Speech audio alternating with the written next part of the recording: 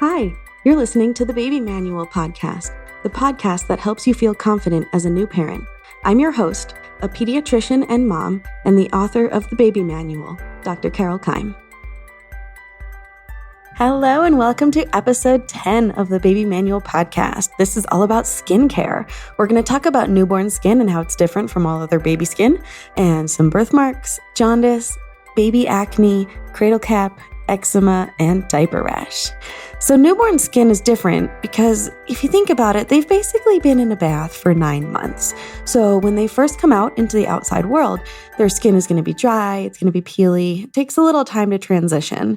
So it's normal to have dry and peeling skin for about a week or two.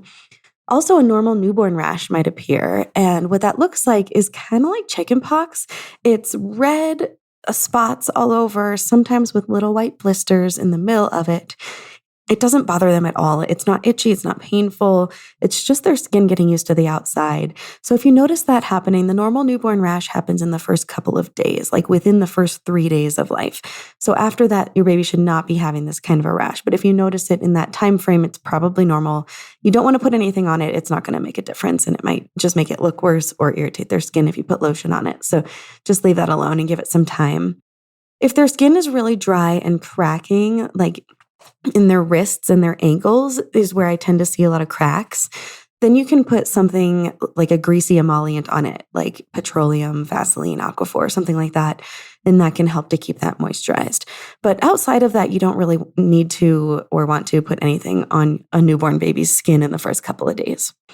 There's also something called Pustular Melanosis, which is a normal rash. This tends to happen in babies who have darker skin tones, and it looks a lot like the newborn rash, except that the tiny little blisters are smaller. They're 1 to 2 millimeters versus 3 to 4 millimeters with a normal newborn rash. And these tiny little pustules, they have some yellowish fluid inside, and when they pop, they leave behind a little freckle.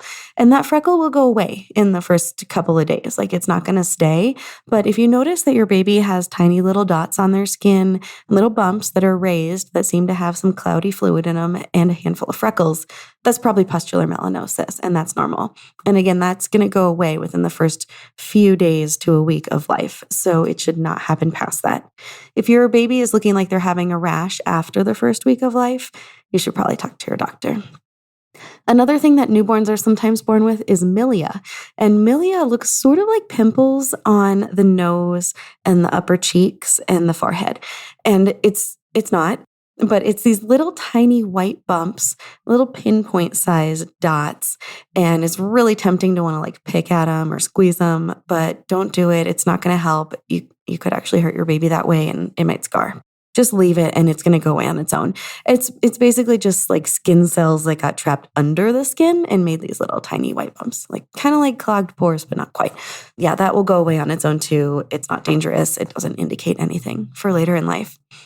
For birthmarks are usually present when baby is born, but can show up even within a couple of days or weeks after your baby's born. So that can be normal too. And there's a few different types of birthmarks. So the first one is called salmon patches. These are also called stork bites or angel kisses, and kind of depending on where they are. So here in the US, the stork is the one that brings the baby, and they bite the baby on the back of the neck when they're delivering them. So on the back of the neck, those are called stork bites. The angel kisses are on the forehead, but it doesn't matter. They're all just the same salmon patches, and they can be anywhere on the body. And those tend to fade within the first year of life. And the ones that are on the back of the head or in the scalp actually might not fade at all. And those are normal. Sometimes you'll notice with the salmon patches, especially the ones on the forehead or on the eyelids, when baby cries, they tend to get pretty red and brighter. And sometimes they can even show up later in life. So after the birthmark has faded, as older kids or even adults, if they get angry or they cry, it can sometimes show up. I have a lot of moms be like, my husband has that when he gets mad. So yeah, that's a normal thing as well. The next kind of birthmark is called Mongolian spots, and these are also now called slate blue nevuses, or we have other names, sacral dermal melanosis. They're bluish gray in color, and they kind of look like bruises, but they're not bruises. They are present from birth. So normally they're on the low back, like in the sacral area, but can be over your baby's butt. They can be on the upper back. They can be on the arms or legs, really, anywhere on the body. And these ones tend to fade within the first 5 years of life. They're more common in babies who have darker skin tones as well. A lot of times, families see them like, oh yeah, we all had those. And most kids will outgrow them. You don't need to treat them at all. They don't predispose to anything. Port wine stains are a dark red, flat area of skin. Those tend to be on the face or the upper body, but not always. They're not dangerous either, but they are sometimes associated with other conditions. So if your baby has a port wine stain, your doctor might want to do some other sort of genetic workup or something else to see if there's anything else going on with baby, but a lot of times it's nothing. And treatment is also not necessary for those. But if it's on your baby's face, sometimes, depending on the size of it, some families will choose to have it lasered for cosmetic reasons. Infantile hemangiomas. A hemangioma is just a collection of blood vessels. And these look really similar to port wine stains, except that they're raised and a little bit lumpy. So they're a collection of little tiny capillaries. If you press on a hemangioma, you might see it blanch. You might see it go like lighter colored, white, and then turn back to red when you let go. They tend to grow pretty quickly in the first 6 months of life. They'll go through a phase where they grow rapidly and then they start to involute, which means that they're kind of crumbling within themselves and shrinking back down. After the involution, which happens typically by age 4 years of life, there might still be a little bit of color left. There might be some different texture to the skin there, or you might not see it at all. Hemangiomas are sometimes treated and sometimes not. So if your baby has a hemangioma that's present on their eyelid or somewhere near their airway or in what we would call the beard distribution, so like where a man would have a beard, those ones sometimes will need some treatment. And we can treat those with medications like beta blockers, or we can treat them with laser therapies. But sometimes they don't need to be treated. And then sometimes when they're going through that rapid growth and involution phase, if they start to bleed, they might need to be treated as well.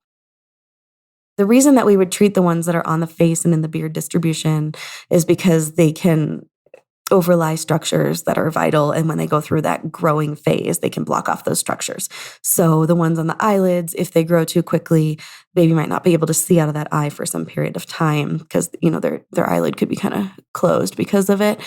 Or if it's in that beard area, they might have some internal ones in their airway. And those could be really dangerous because if they grew too quickly, they could stop baby from breathing. So those ones, we always work those up with an ultrasound to look for the internal hemangiomas. Sometimes when they're on the trunk, they have internal ones as well.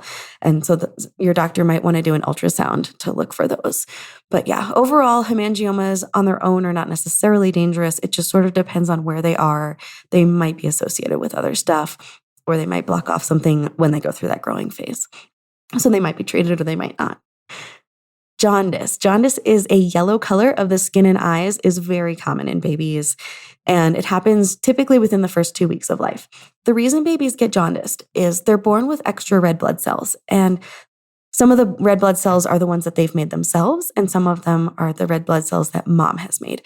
And so as they're breaking down those maternal red blood cells, that releases hemoglobin from inside the cells, and that hemoglobin gets converted into bilirubin in the body. And bilirubin is the thing that causes the yellow color of the skin and eyes, which is known as jaundice.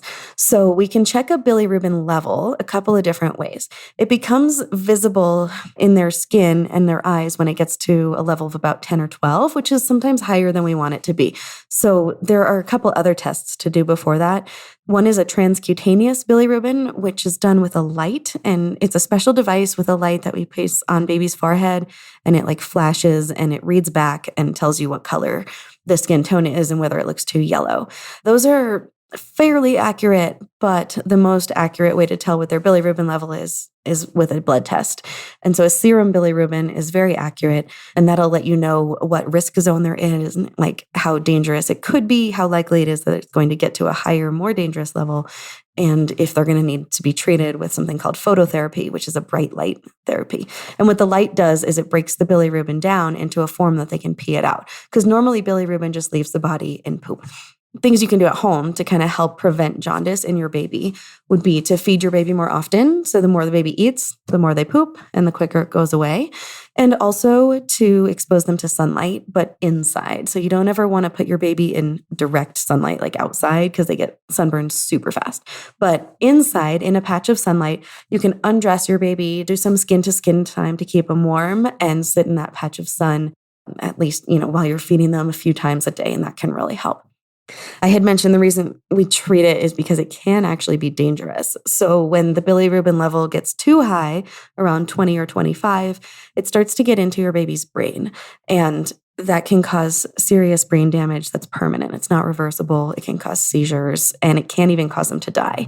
So this is something that we're always screening for, and almost always catch it before it's even close to that dangerous level. So you can see it at that level of 10 or 12. So you can see it way before it becomes dangerous. But if your baby is jaundice, you do need to have them checked out.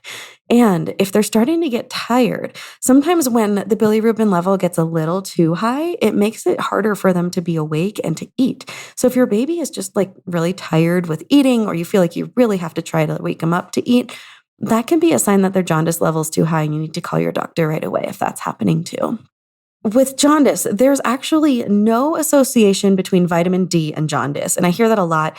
And I think the miscommunication there is that sunlight causes your body to produce vitamin D, and sunlight breaks down bilirubin, which decreases jaundice. But vitamin D does not treat jaundice. It's not related to jaundice at all. They're just two separate things. I've also heard associations with vitamin K shots in jaundice, and there is no association there. Some parents seem to think that there is, but there is not. Vitamin K and jaundice are two very different things that don't have anything to do with each other. I think the crossover in confusion comes with delayed cord clamping.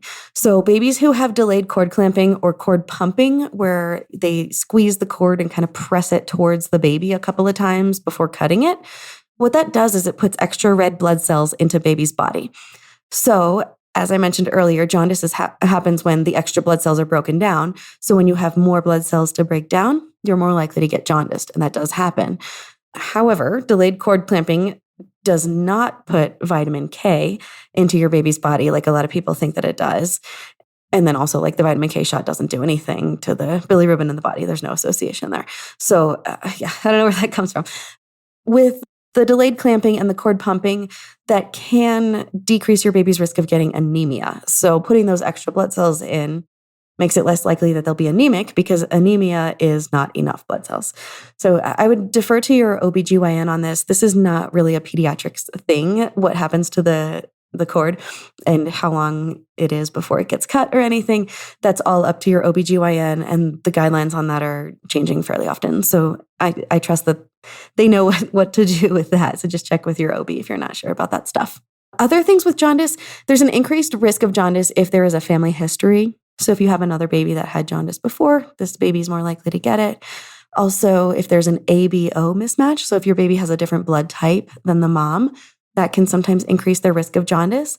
And a Coombs positive antibody. So the Coombs antibody is an antibody against blood cells. And that happens when mom and baby have different blood types.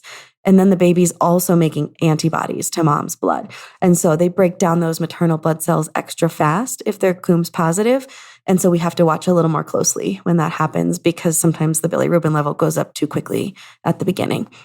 If baby's not eating very well, that's a risk factor for jaundice, because if they get dehydrated, it can go way up. And then also preemies. We treat at a lower level with preemies just because their blood-brain barrier isn't as developed as a full-term baby. And so they're more likely to get some brain damage with jaundice at a lower level than the 20 to 25 range. So, I mean, it's in the low 20s. The preemies are just treated a little bit more closely, and a lot of times they're in the hospital anyway if they're that premature. So sometimes they have to undergo phototherapy. All right, baby acne. Baby acne happens on the face, the chest, the back, and it looks like little red dots, sometimes little pimples, sometimes even looks like regular teenage acne. And it's typically related to hormones, either the hormones that they were exposed to in utero, inside mommy, or sometimes the hormones in breast milk. But it's not a reason to stop breastfeeding. It goes away on its own. It's completely a cosmetic problem. It doesn't hurt them. It doesn't itch.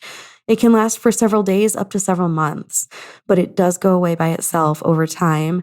and you just kind of have to wait it out. Don't use any adult products on your baby's skin. Like you don't want to use acne medicines, washes, lotions, things like that, because they can dry out your baby's skin and burn it a little bit. So those are not safe for babies.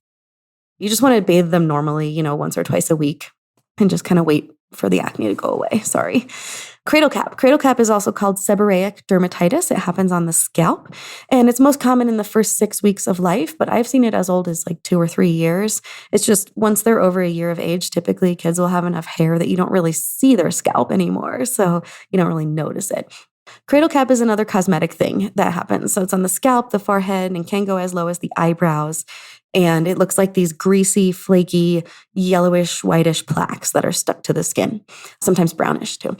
So what's happening is the skin thinks it's too dry, and so it overproduces sebum or wax, and that like waxy, oily stuff just kind of sticks there when it's been produced. So the way that you treat it is you put something greasy on top of it. And it sounds counterintuitive, but what you're doing is, when you put something like olive oil or Vaseline or petroleum, something like that on baby's scalp, it kind of tricks their skin into thinking they've produced enough of that sebum already. And so then they don't have to overproduce it. And so what that does also is it loosens up those plaques, and then you can gently brush it with a baby brush or a comb and get those flakes to come off. It can take a couple of days to weeks for that to go away, and it can come back. And it tends to happen in families who have family members with eczema, allergies, or asthma, or other babies that have had cradle cap. So it does tend to run in families, but not necessarily. Cosmetic thing, doesn't hurt them, isn't dangerous, and always goes away over time.